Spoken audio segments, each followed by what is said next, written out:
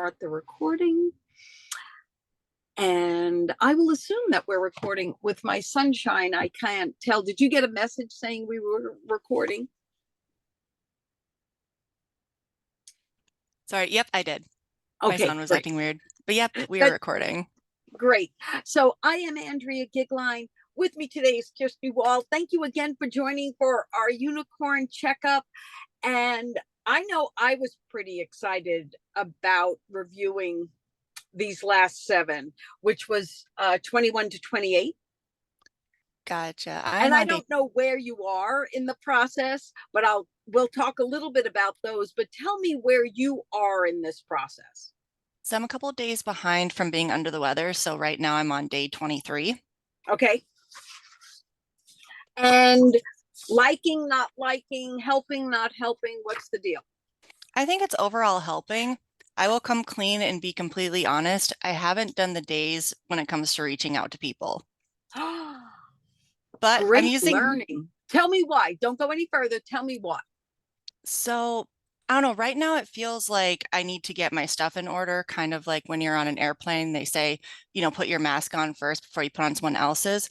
And while it's slightly different, in my experience, I try not to delegate unless I know what I want the end result to be and what I know all the variables are, because otherwise it seems like people have a lot of questions of, do you want me to do this? Do you want me to do that? And if I don't know those factors, it seems like it causes frustration. And sometimes I get stuck in that it'd be quicker for me to do it versus train someone else to do it too.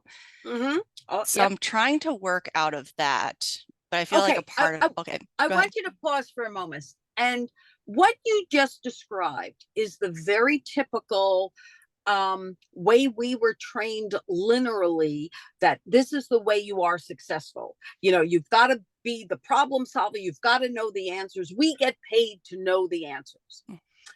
That is the exact opposite of what works for us when it comes to pushing and stretching, because we are attempting to continue to develop vulnerability and the ability to trust that even that we don't know. That's the unicorn aspect of this, where you're moving away from the linear part that we were trained, the all-knowing model, and incorporating that. And it's really interesting because number 24 happens to be one of the most important aspects that doesn't get discussed in depth in the unicorn challenge on the front end, and I'll go to that in a second. But what it is about is broadening your willingness to incorporate and feel uncomfortable so that you will actually stretch and grow. We know that through learning theory, it is that tension and discomfort. So we'll speak to some specific things that you may be able to do to just get your foot in the proverbial water. But I want to bring up, you mentioned 23, which is about, are you in a hurry? Which when I read it, realized the word in was not in it. I'm getting to find all these minute typos in this ebook, which is great for me doing it this way. But number 24 is one of the most pivotal understandings when using a joyful, magical, lightening up process when it comes to goal setting and achievement. And it is, at no time in the process do we say that you don't take full and absolute responsibility. The difference is you do it without shaming, blaming, or rationalizing. So you can actually stretch yourself to do one of the reach out exercises. Like, do you have one of the ones that has, like, when you came upon it, you said, oh no, I am not about to do this one yet. I don't know enough. I'm not going to do this. Is there one that came to mind? I'm trying to think and pull up the Yeah. list. I think it was reaching out to someone on your list for Okay. help or for a favor to do something. Okay. So here's an example of that. So one of the things you can do, picking what I call the lowest hanging fruit, that person who you can really trust. that you really have had a good track record with, and actually someone comes to mind for you, um, very easily to practice the art of reaching out and asking for help. And you do it from the standpoint of actually saying, you know, I'm trying to teach myself a new way to incorporate new ways of achieving XYZ. And one of the steps is I have to reach out and ask for help, not something I do on the front end. Would you have a conversation with me about times you've asked for help when it went well? And literally use the conversation to give you ideas of, oh, yeah, that's how I could do it. But it is about starting before you know all the facts. That becomes a very important attribute into success going forward, because we have always known the right way to do everything, and being concerned that if we didn't show up with the right answer, well, we left a lot of answers and possibilities on the table. Expansive thinking requires that we actually become highly uncomfortable and be willing to really look silly. I'm a almost 68-year-old woman who uses a unicorn as my mascot for my work. Let's be clear here what I'm talking about. It is, and believe me, I've had corporate pushback.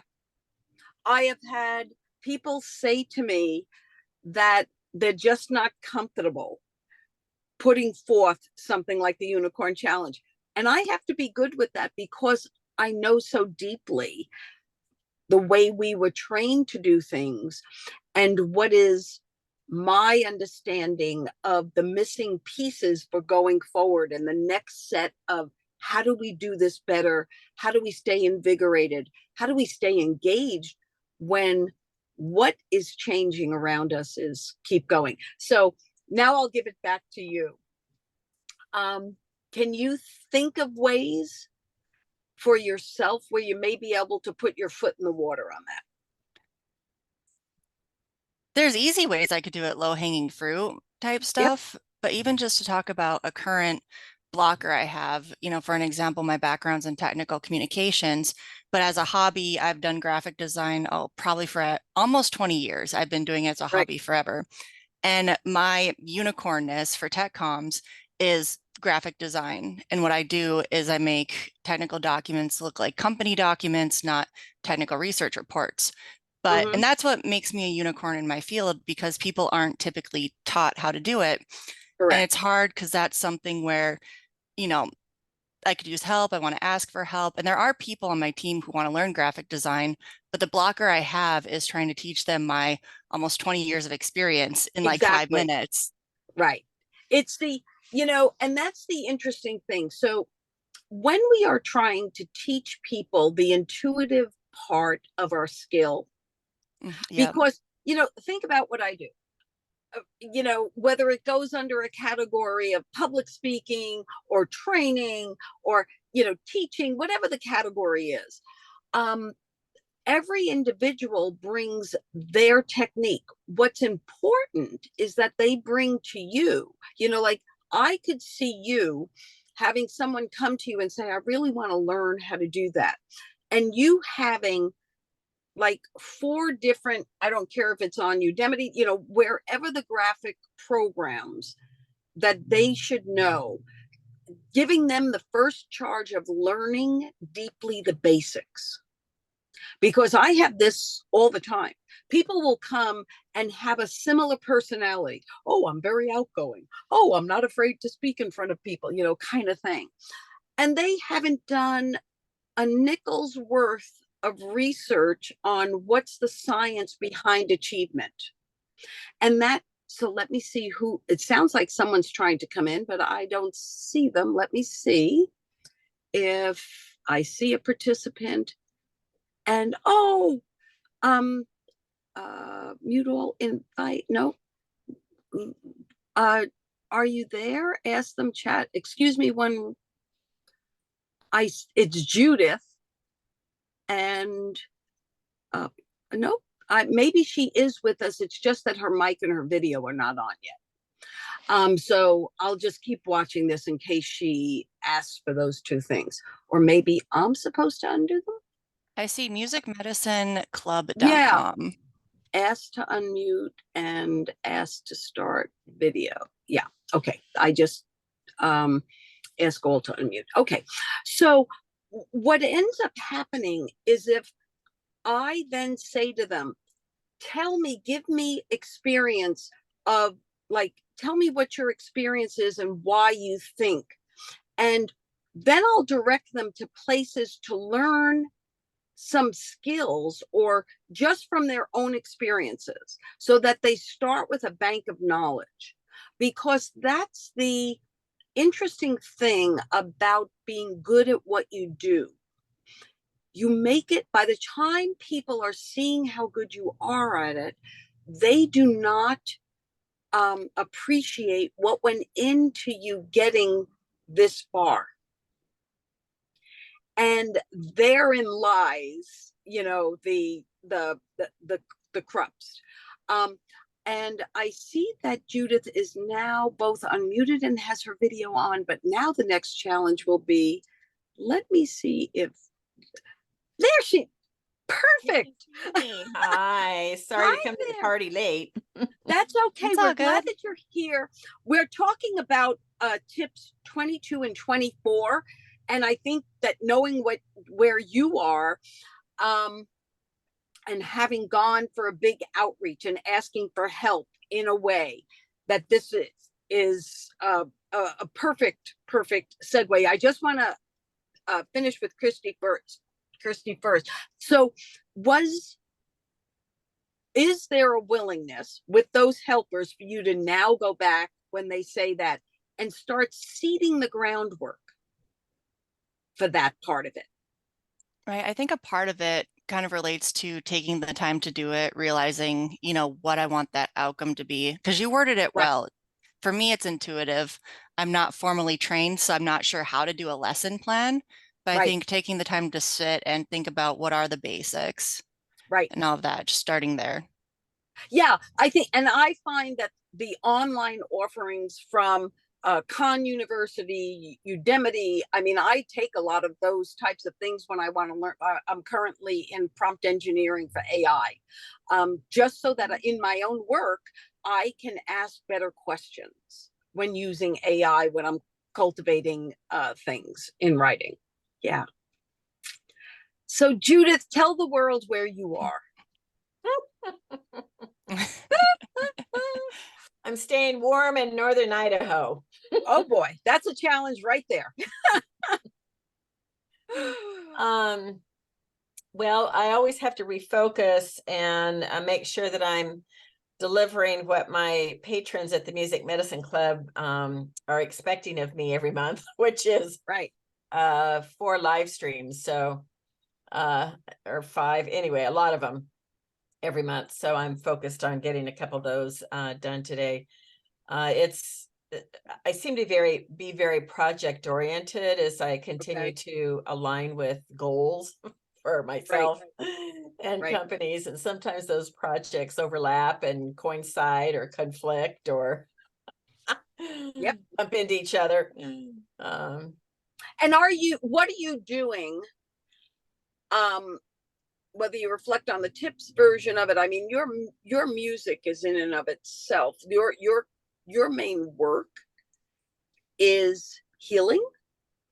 So just using your own work, doing your work has its own benefits, but we know that overwhelm, when it becomes task driven, it takes on a different nature. So the question is, are you taking care of you? And if so, how? How does a person who helps others heal take care of themselves? I get to hug my 4-year-old a lot. Yay! She's a really good cuddler. Yeah. And I do find that children's ease and their how quickly they recover from upset. That was one of the greatest. My daughter and her husband aren't nearly as humored by his tantrums as I am. But it's because he gets over them so quickly, and I can reflect on myself. When I get into a tantrum, I don't get over it so quickly. And I actually had that happen recently, and by the time I showed up somewhere, my bloomers were as tightly twisted as they could be. And I mentally said to myself, I have a choice to make here. I can continue what had me twisted up until this moment, or I can begin to see the good that's here right now. And luckily, I made the second choice, and it worked out perfect. But it helps to have young children around you. That's why one of the tips, I don't think we've come to it yet, or maybe we did. I don't. Well, these are so integral to my life, where you find someone 10 years younger and someone 10 years older to play with. It's amazing how differently different phases of life handle the same exact thing. Yeah, I think one of my experience is that the older tends to look at it from a being perspective, and the younger tends to look at it from an action perspective. Yeah. So anything you want to check in with us? I know that you've gone live on your GoFundMe. Oh, Kickstarter, I'm sorry. Yeah, totally different dynamic. Yes, I guess I know I've participated in both in companies. I just can't remember if my one of them was a European guy who created a particular cat bed. And part of what you received was one of the beds, and then there was all this other thing is he was trying to get this done, but the other one was the publisher, where we actually got a piece of the company. But I can't remember if those were GoFundMe or Kickstarter. Yeah, Kickstarter, you can't do that. They don't allow investment stuff. There are a lot of different crowdfunding platforms where that is allowed, and are very pricey as well. Like you need $12,000 just to get on one of those investment platforms. Oh, yeah, it's very pricey. Interesting. Okay. Well, it's compliant, federal compliance and all of that in order to attract investors. So my investors said, Judith, this is really an optimal time to do holiday gift giving, because the rewards are such that people are actually getting gifts to be able to gift people. As they're also contributing to the campaign that is going to actually have all those gifts in the music app. So it was an interesting thing to go ahead and say, all right, let's go ahead and launch it and see where we go. In tandem with it, there is a news story that they're waiting to launch next week after all the holiday busyness, that highlights keytome.com as well as the hospital story. So because of the person that's launching it, who's known nationally, and he's the one that did my podcast that actually went viral, this news story is out of that podcast and has more packed into it. That's being sent out for syndication next week. So we're hopeful that there will be a lot of feedback from that. Okay. As well as I'll go back and read it from the perspective of gifting the items also. Yeah, that's really what that's meant for. And you sharing that with me makes me realize that maybe I need to put that at the beginning of the story. Actually, at this time of year, I think, especially for people who, for myself, who's used music, the reason I can appreciate your work so much is because it's had that impact in my life. So I know that. So a quick read through, I was confused as to what was happening. And that's why I'll go back. But anything, I really was out of pocket for 5 days. And on a completely different circadian rhythm. I mean, I am usually in bed by 9:30 and asleep between 10 and 10:15. And the events I was going to were starting. at 10 o'clock. Oh no, oh no. That doesn't sound like you. And I got home at 1:30, 2:30, 12:30. I mean, my circadian rhythm and I are having a big conversation. Yep. So, where one of the things, knowing you've done so much, is there anything else that you want to focus on tip wise? Any questions, critiques, anything to help you along going forward through this next week? Not that I'm recalling right now, but I'm going to continue doing the Great, daily. great. Yeah. Great. Yeah. And this has been great for me. I've been finding all these little typos in them. It was interesting when we did this last year, the young woman who put together the ebook itself, she actually sent it to someone else to even do edits. And in the last month since we've been doing this, I have found 4 different, like the one today in number 23 is the word in, and that's the hardest thing to catch. Little words when you're so used to like, what it says. And then it does this. Well, ladies, this is Thanksgiving week. And one of the things that's really important for things like the Unicorn Challenge and life in general, there are so many parts of our year where we artificially start and stop. And this is an opportunity for you to not so much have the start and stops, but blend the right techniques to keep you focused on, after I'm done spending 12 hours or 2 days preparing a meal and being with family, I know, and even in the midst of that, that's when you can take the time for yourself or ask for help. Like, do your best to incorporate small pieces while you really don't have the time to be concentrating on a task. There is another purpose for this time of the year and these days. But there are ways for you to keep your brain knowing that it's not a waste, that you are, in fact, caring for yourself and being with other people and enjoying different events is actually a part of the process of achievement.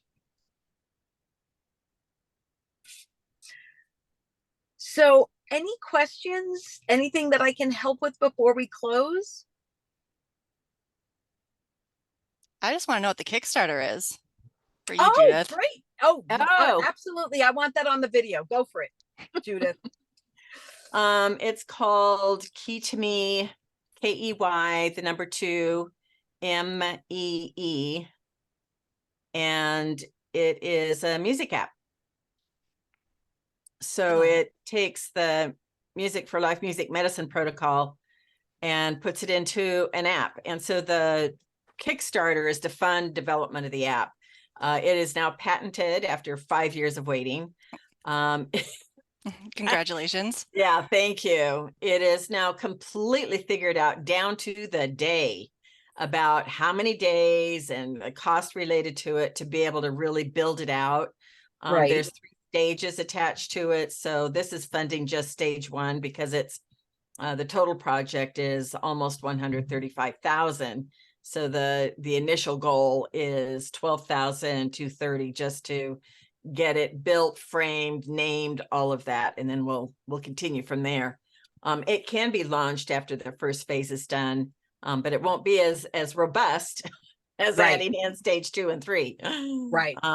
So yeah, we're excited about it, that it's finally come to this level, because I've been talking about this app for literally at least 8 years. Wow. And so as I've been working with clients and patients in addiction treatment centers, they're like, when is this app going to be out? Yeah. And that, I have to say that was one of the things, as I did read through it, from a granting standpoint, although I think it has to be after stage 1 and you then launch the preliminary, doing partnership grants with the veterans who you've worked for, with the youth organizations, all where there are granting dollars for the application. I think that there are additional ways for you to make that get to the robust part of your app. And the one thing I want to suggest when we have these meetings, since we have a few more of them, and knowing that I put them up later, make sure you change your name to the instead of your musicforlife.com, do Judith, and do the Kickstarter one. That's good. I like that. Yeah. All right. So that we have that. You're going to do that right now before we say goodbye. There you go. Nice, Yay! nice. Love it. Love it. Yay. All right, ladies. I want to wish you a very blessed weekend and start of our crazy time of the year when everything comes up. And I look forward to us working 2 more of these Tuesdays together. I am Andrea Goeglein. This is the Unicorn Challenge check-in. And thank you all for participating. I look forward to seeing you next week. Sounds Have a great great. holiday. Thank you. Bye. Bye. And